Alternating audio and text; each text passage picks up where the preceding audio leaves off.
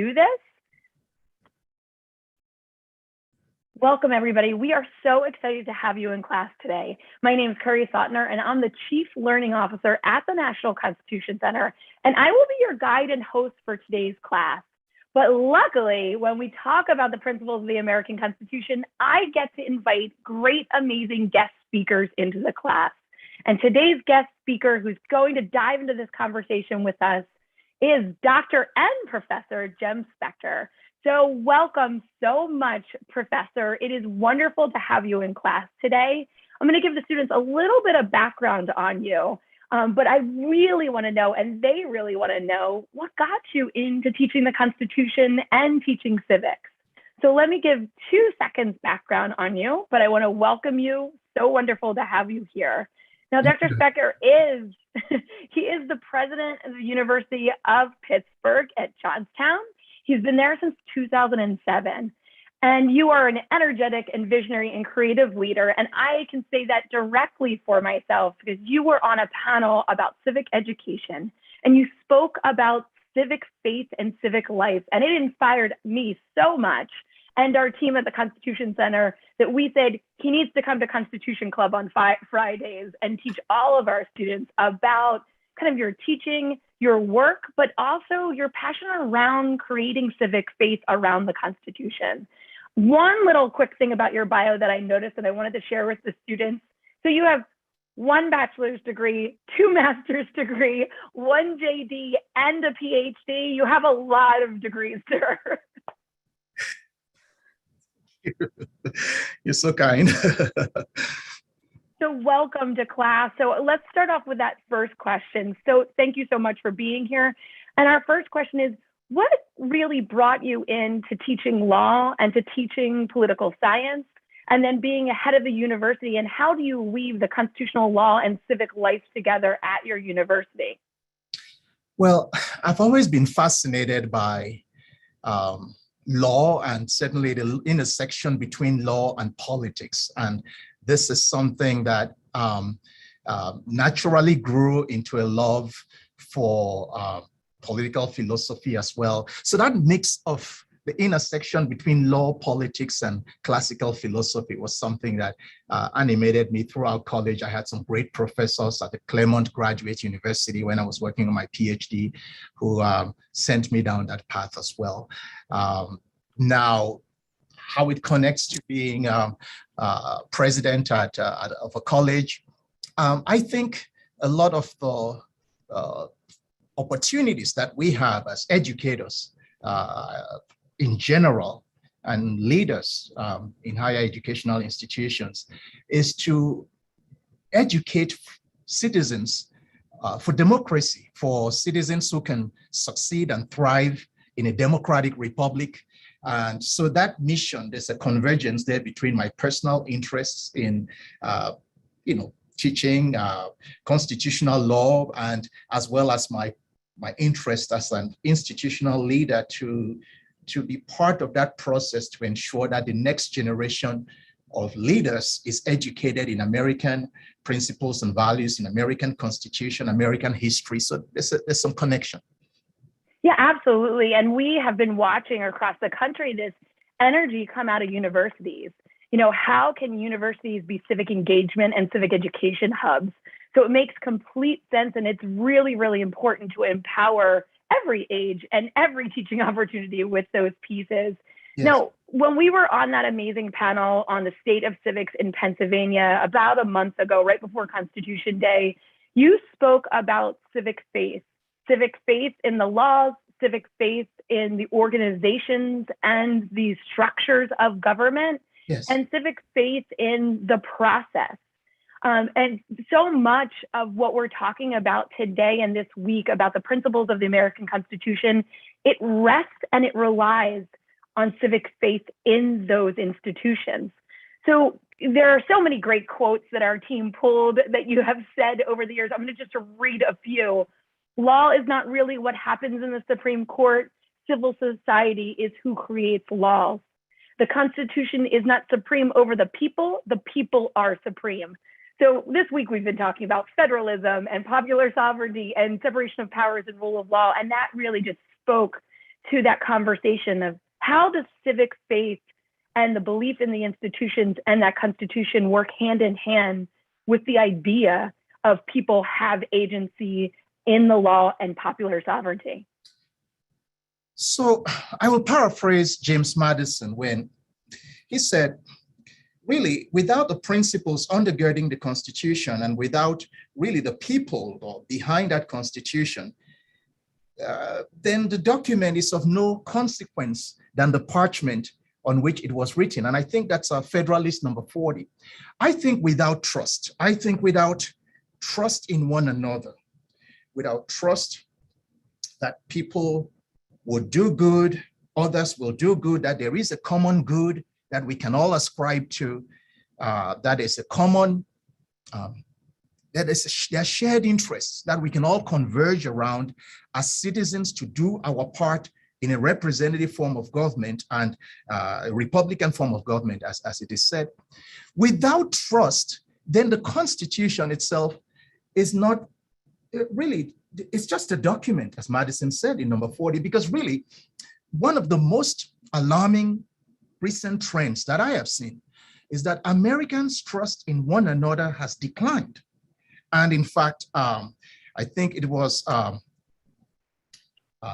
the Pew Research Center. The Pew Research Center did a survey that showed nearly 80% of Americans do not have confidence in each other, do not trust each other. And on top of that, many Americans, a majority, see this issue of trust in one another. Nearly 60% see the issue of trust as central in how we could become a more perfect union, how we could have a more successful country. And so civic faith, which I would just summarize it as that sort of a belief in the common good, a sense that the principles that drive that Constitution can lead to the betterment of all if we all sublimate our private interest for the shared interest of the public good, if we all have some sense of trust in the ideals and in the institutions that they would work for all the people, even if not in the short term, but over the long term. Unless that trust is there, the Republic is at risk. And the task that Ben Franklin so eloquently gave us, a republic, if we the people can keep it, that challenge becomes much more difficult, becomes a daunting challenge unless we have that trust in one another, which has declined precipitously over the years. And we've seen trust in institutions decline as well. I mean, think about it. Only about maybe 35% of Americans have trust in the Supreme Court. Trust in the United States Supreme Court, I think the number is 36% in a recent Gallup survey. Now, just pause for a moment. If this branch of government, which is responsible for declaring acts of unconstitutional or constitutional, which is really the ultimate arbiter. You don't want to go into a football game. I'm sure there are students here who play football or basketball. And if you start the game, nearly 60%, 65% of you think the fix is in. The umpire has been bought or paid for by the other side. Tell me why you would play that game. Tell me what enthusiasm, how you'd get fired up to jump into the field and do your best. So that's really what's at stake. So, and of course, our students and I as well, I sit here and we think about that trust is so essential. Trust is essential to democracy, faith in the institutions, faith in the rule of law. And that's really what Donna's question was about, is if we're not following the rule of law, or people don't feel like people are following the rule of law, how can there be trust? But the Macmillan class from Grand Rapids Grant Pass in Oregon wanted to know, what can the students do to shore up the democracy, shore up the republic, and build that trust? So how can they balance that, okay, we don't trust it, but we're going to fix it, which is a key to popular sovereignty, people coming and stepping in and saying, okay, getting my hands dirty, it needs to be an energetic republic. Good. So it begins with involvement. You need to get involved. remember the principle of popular sovereignty, we the people. That means that the people in Washington, the representatives, the governor, the senators, the legislators, those folks work for you. You are the boss. So when you get involved, you have the capacity to direct change by voting, by writing to your legislator, by showing up at when you need to show up at, if it's public meetings, to have your voice be heard, by organizing. And so in effect, it's not too early to start. But at the same time, before you get to the big level of engagement, the small things we do as citizens to care for one another.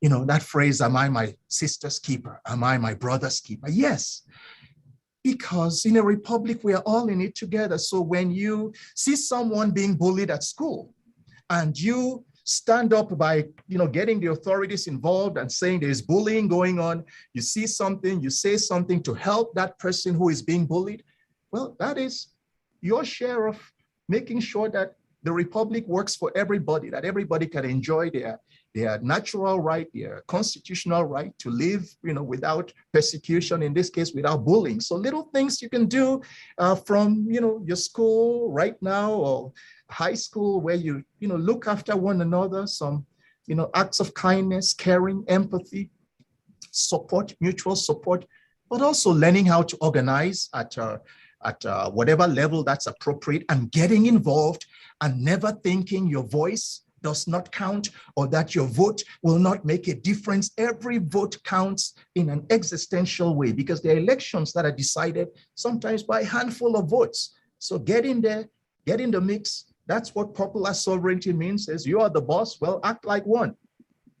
I absolutely love that. Thank you so much. I'm just going to amplify and restate that. I think it's so important. I think it's so important when we think about trust in our institutions, trust in our democracy, that we don't stand as a spectator in this sport of constitution building, that we understand that we're a key player, and that it's not always at the highest level. Sometimes there is action at the highest level, but in your own community, with your own peers, with your own family, with your own neighbors, that's how we build trust, and that's how we build support. The Constitution Center teaches a joint class once a week at Penn. And this was the conversations the students had on Tuesday, was if there's not trust in just society or in society, can society itself build trust, and that they too feed into each other? We are going a little nuts with Rawls and Craig and the two counter arguments of those two theories. But that is unbelievably important, that our students have agency. Sure, you want to run for president, go for it. But also, you can really think about what's in your community and your school and your home and how you can support that as well.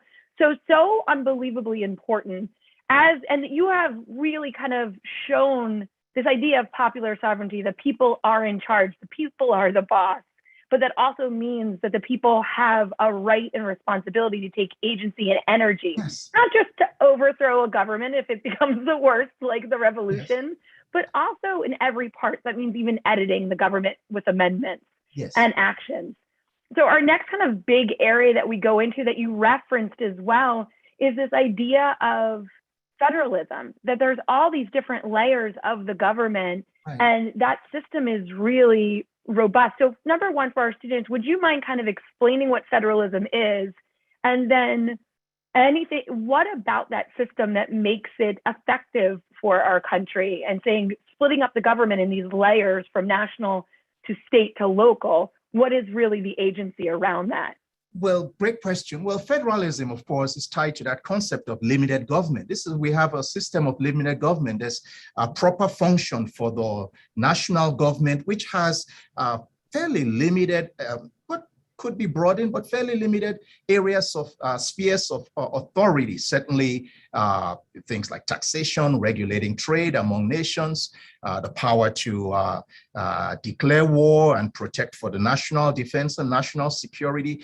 Those typical federal functions are really, but at the same time, you've got what powers that are left to the state governments, right? The state governments have power over, for example, education and schools and so on. And then there's some areas where the federal and state and local work together. Now, this is an improvement, of course, from the Articles of Confederation, where things really, you had a very weak central government. You had a central government that could not raise revenue, could not really command much, because the 13 colonies, or now 13 states, had veto power. Really, any single state could block some action, and you needed a supermajority typically under the Articles of Confederation. So the system of federalism we have is an improvement. At the same time, the federal government is a government of limited powers, and that could be frustrating, because there are times when people want the federal government to act, and they want to see the federal government take action, perhaps in areas like voting rights, or as an example. But at the same time, that tension between federal and state and local is part of the American founding. It's part of American history. But in many ways, it is designed to preserve that individual freedom, so the government is not constantly in our face, because we live in our states and our localities where we could arrange our affairs within our jurisdiction as we see fit. So you have really 50 different states with different local and state laws, and people who are connected to the place, the state, the locality, can govern themselves without necessarily an overbearing monarch, or in this case, an overbearing national government. So there's some tension, and there are areas of convergence and collaboration, and certainly a very healthy way to balance, compared at least to the Articles of Confederation. That was wonderful. And thank you so much at really laying out like almost the pros and the cons of federalism. Yeah. And it so often in all of these classes throughout the years, we just wind up saying it's complicated, but it's complicated for a good reason. The system is complicated, and you're right, it's so important. And that's what the founding generation wanted, was to have the people that are closest to the people of that state making the choices for them. So the power is left in their hands as representatives of those people to say what's best for our people. Yes. I love the idea too from Louis Brandeis that because of that, you can have experimentation. Yes. And you can have innovation in the states. And we see that with the 19th Amendment with such a waft and sway. But we also see the tensions, like you pointed out, with voting rights. Yes. Where people want the national government maybe to step in, and some people do not. It's what is the choice of the state. But that tension is inherent, and that tension is meant to happen. And I think that's something amazing to point out, that sometimes we see groups of our government at odds. And is that the way it should work, or is it going too far? Always that question. So thank you so much for breaking that down and really helping to explain the positives of that system, because it is pretty elaborate. We always talk about that, the Electoral College, always really tricky systems. Now, the next two big kind of principles that we've been talking about all week, I always think they're like yin and yang, connected to each other with federalism. We have the idea of separation of powers in the national government, and then the overlapping, and you kind of just explained that even in federalism system, of how do they work together with checks and balances. So can you lay out for our students the structure and system, and why Madison wanted the separation of powers, but not a clean separation like Montesquieu, and wanted this kind of, oh, they're going to overlap a little, so they have to work together.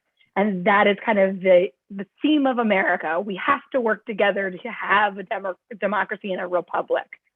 Well, great question. And again, the students, you're probably aware that the notion of separation of powers is something that was really uniquely, I would say, one of the greatest inventions, so to speak, in terms of constitutional governance, because that question of whether power should be in the one, who is the monarch, versus the few, who are the aristocrats and the privileged landowners, or the many, that question had been at the center of political theory for a while, at least since the Glorious Revolution, and even before that, the Magna Carta in 1215, I believe. Now, In the American version of it, at least the founders, what the founders wanted to do was to say, look, and I would paraphrase the state, men, women, we are not angels, right? We are not angels, right? If we were angels, you would not need a government that is this ingenious to counteract our ambition. So ambition had to check ambition. So it was a government that recognized there was going to be faction. People were going to have self-interest and they were going to push their self-interest in a jawboning to get ahead. But the system was designed to counteract the ambition, to check ambition. So for example, the executive, the president, so to speak, can veto a law. But at the same time, the laws, what the president vetoed, the Congress could override, and they can override that veto.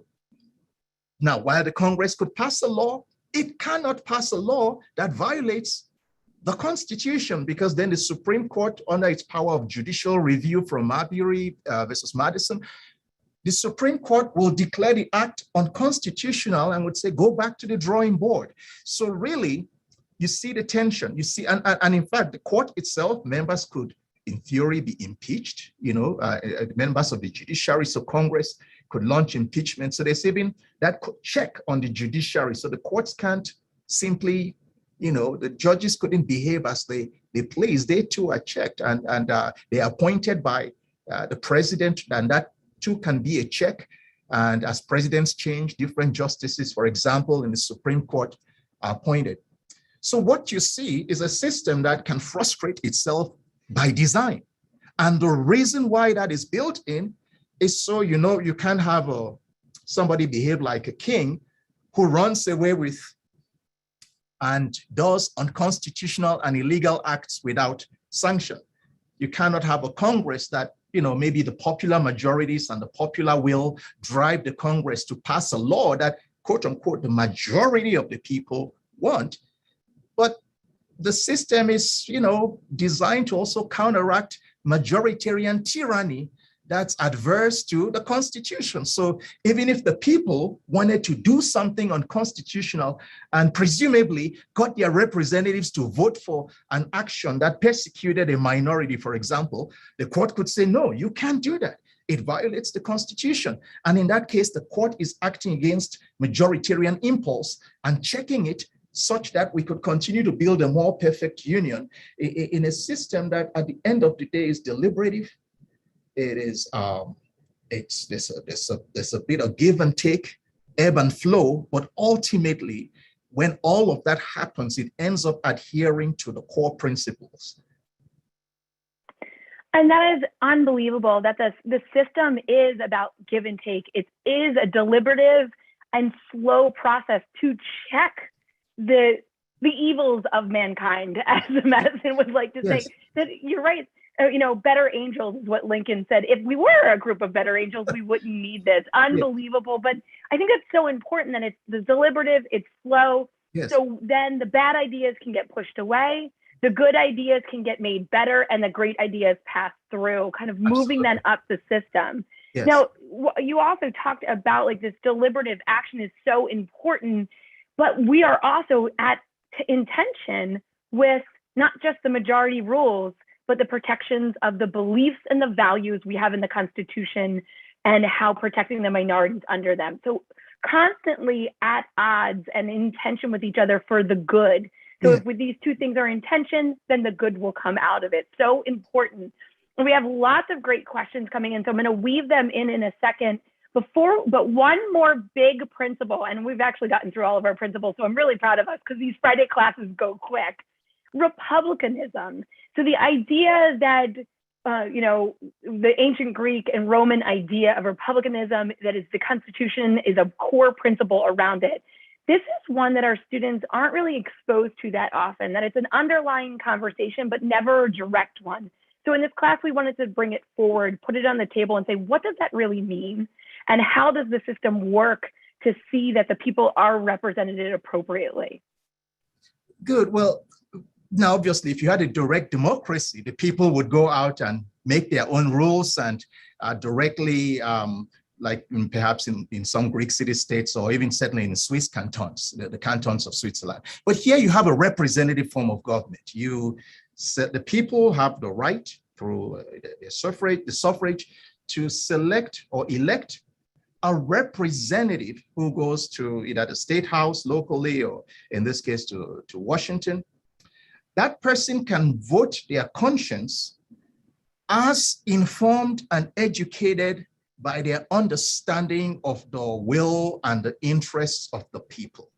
And obviously there's a tension there. There are times when, for example, people would see a representative who seems to be voting at odds. And then of course the people have the right, in the case of Congress, every of the House, every 2 years to replace their House member, or perhaps every 6 years to replace their senator. So the people have the ultimate the button for total recall in case the legislators do not represent their interests.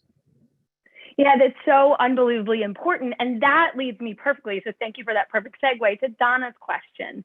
And so Donna asked, okay, and everybody, Emily and Donna and a lot of our students love the idea that you said, you are the boss of your government, so start acting like one. So one of the questions, that great tagline of the class, thank you.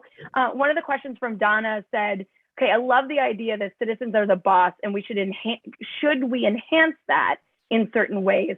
So the question and the part that you just shared about voting out people in the House or in the Senate, what about term limits? That was the question. How do you, we know that this is a nonpartisan conversation, but what are some pros and cons around term limits in the House or the Senate? Well, certainly the people who argue against term limits say, well, you want people with experience. You don't want them, really always worried about being thrown out, and they could have long range thinking, etc.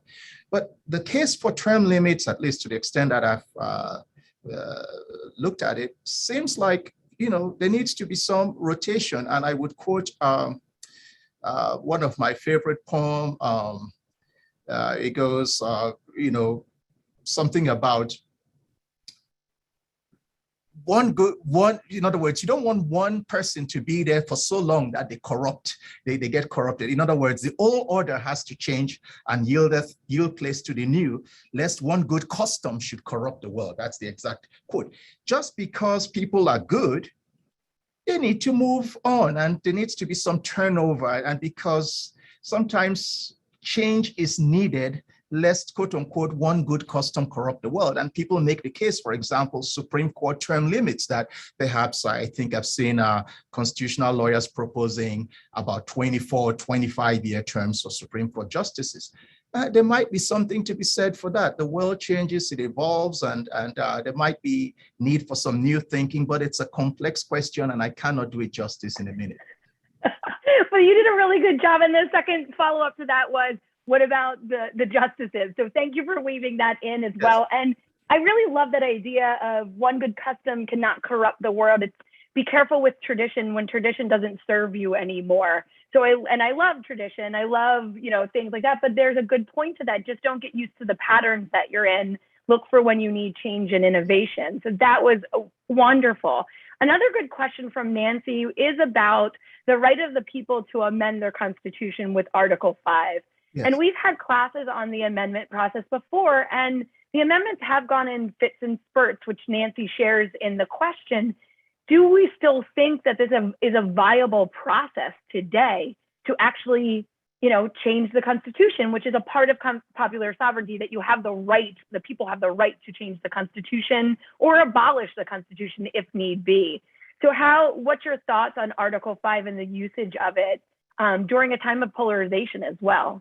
Well, you took the words right out of my mouth. I was about to say, in a time of high polarization, and that issue of trust that I started out with comes back into play. If 80% of the people, I think it's 79% to be precise, do not have trust in each other, do not see each other as agents of good and committed to the shared interest, if there's that much polarization between red and blue, between rural, urban, and of course, all the racial polarization, it is very difficult for me to see how we get the quantum of states required to move an amendment forward. Nevertheless, I'm talking to young people today, and I have great belief in you all. I have great belief that the things that the adults and the people in power today have failed to do, they failed to live up to the expectations that you have in your hands. You have in your hands the power to begin to end that polarization that makes it hard to get good amendments through, to end that polarization that makes it difficult to get, 3/4 of the states, or for that matter, a majority of Americans to agree on any issue. I have faith ultimately and that's why I work in education. That's why I try to, we work on educating the next generation, that you all listening to this, you don't have to say, well, the last 20, 30, 40 years, it's been difficult to amend the Constitution, so we would give up. You have to say, this is our generation. This is our time. Just like people came together in 1787 to write a new constitution, you don't need to write one. You have a challenge, an obligation to make the existing constitution work better. So if you are frustrated by the amendment process, if you're frustrated by term limits, if you feel like the pace of change is too slow, or that checks and balances are balancing so much that nothing happens, then it is your time. Just like the founders, look at yourself as a potential, not so much founder, but builder, the builder of a more perfect union. Take the challenge. Take the challenge to find ways to make this government of the people, by the people, work for the people in more efficient ways, in more just ways, in more sustainable ways, because the republic itself is yours to keep. And there are so many challenges right now that unless you step up your game, you might not have much republic left in 100 years. So the challenge, the call really goes out to you, as President Kennedy said, the call goes out to a new generation. It goes out to you. What are you going to do to keep the republic? What are you going to do to fix the things that have, for lack of a better word, been messed up by the grown-ups? I believe in you. I think you can, and the fact that you're taking this class now, given all the other distractions and everything else you could be doing, I believe in you. You go out there and do it. That was absolutely wonderful. And you perfectly wrapped it up for our class. And then these classes feel so quick, and today felt extra quick. But I think that is unbelievable charge and challenge to everybody listening to be a constitution builder, be a democracy builder, and build a more perfect union. The energy and the charge is on you. We're so constantly thinking about what's going wrong out there, what needs to be fixed. But we have to understand it's our energy that is going to fix things, shore things up, and support what is there and working effectively. And I love the idea of empowering our next generation to build that up. So start with your neighbor, start with your friends in school, start with kids you don't know, and have a conversation, have a civil discourse around the Constitution. That is unbelievable, powerful charge. We always talk about homework. And Jeff is right now stuck on a plane, so he is so sad he can't assign homework to this class. But what he would say is that the Jeff work is for all of our students to go out there and start to build trust within the community that they are a part of, and in different communities around the Constitution, and look for ways that you can make things better and you can make things right. Such a perfect way to bring the principles of the Constitution together and back to the idea that we, the people, are in charge, but that means we have to do the work too. So thank you, Dr. Spectar, so much for joining us today in class. This was so absolutely fun and such a joy for us to have you here. Any final words for our students as they go forth to build up our Constitution? Just in closing, remember that you have the power, all right? Do not give up your power as a citizen, ever. Remember that you have the power, and that working together, beginning at your local level, to reinforce what Kerry said, work at your local level, do the small things that you can do. Do not think that they are too small, and never say, what difference does this little thing make? When added together, it will be the wave that creates change. And so I want you to remember that thought, and that we live in a time where people can get cynical, and there's even a loss of hope. I saw one comment where a student says, I'm in Texas, there's little hope. There's no hope. I think I'm paraphrasing a comment that ran across the screen from a student or someone in Texas. There is hope. There is hope because of you and because the Republic, the singular genius of the system, it makes you the power. Now, those who have power and some potentates may want you to forget that so they can preserve the status quo, but they would only prevail if you sleep or slumber on your rights, like lawyers like to say. Lawyers say, if you have rights, do not slumber on them. The principle of laches or estoppel will kick in. Do not let anybody take over your rights because you were sleeping. Awake and get organized and move and build better, stronger communities, beginning with your classroom or your street or your neighborhood, and then build out, and the wave will create change. Stay hopeful, stay hopeful. This is the best thing I can tell you, that you got to stay hopeful and stay engaged and have faith that American ideals and institutions work. They don't work instantly or just by the flicker of a light. They work over time with citizen action, the same citizen action that told Rosa Parks, I am not going to sit at the back of the bus. I don't care what you think. I belong in the front of the bus. I should be driving the bus. I should own the bus. Remember that. Rosa Parks did not sleep on her rights. She knew who she was. She knew she was precious as a citizen of the United States of America, the boss of all the people who thought they had the power. And she proved them otherwise. Dr. King did the same. Don't think that these are some titans who fell from a mountain. They were Americans who understood the promise of America, the power of the ideals, and they made the ideals work for them. You can do the same. Take care, people. Thank you so much. I'm crying over here. I hope all of our students are as well, and we will see a million acts of citizenship, and we will not slumber. Thank you so much, Dr. Spectar. This was unbelievable. Thank you, students. They are all joining in as well. I'm going to end this class now, but thank you so much, sir. It was wonderful to have you today. It's a pleasure. Thank you. Have a great day, everybody. Bye-bye. Bye-bye.